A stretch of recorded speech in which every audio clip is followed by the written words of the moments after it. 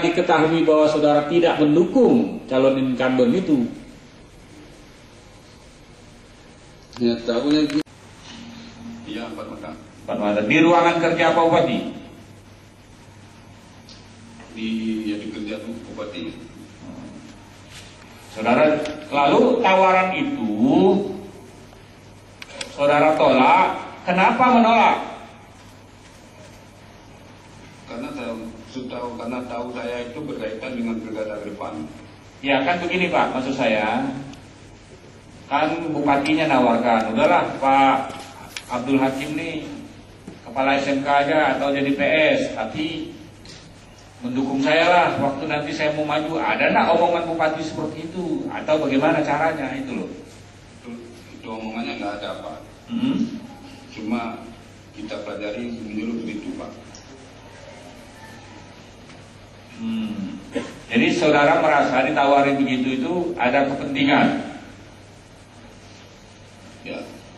Bukankah untuk promosi jabatan itu kan juga, kalaupun misalnya saudara dijadikan kepala SMK atau jadi PS, kemudian saudara tidak mendukung atau berlaku netral terhadap incumbent atau bupati itu kan yang sekarang dari calon nomor 11, kan nggak ada masalah.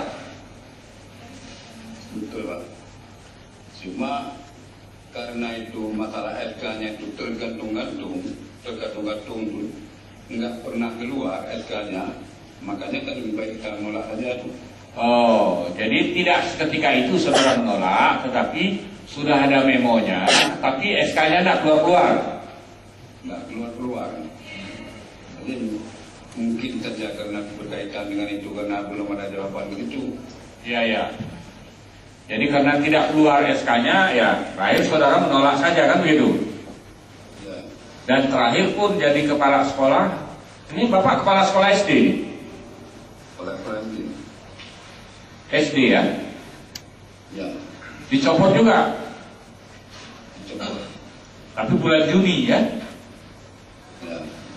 Nah, setelah Bapak diberhentikan dari jabatan kepala sekolah, kalau pegawai negeri kan tetap nggak bisa diberhentiin semena-mena ya kepala sekolah. Apa yang Bapak lakukan? Saya menerima apa adanya Pak. Menerima apa adanya. Ikhlas. Saya kan karena ikhlas.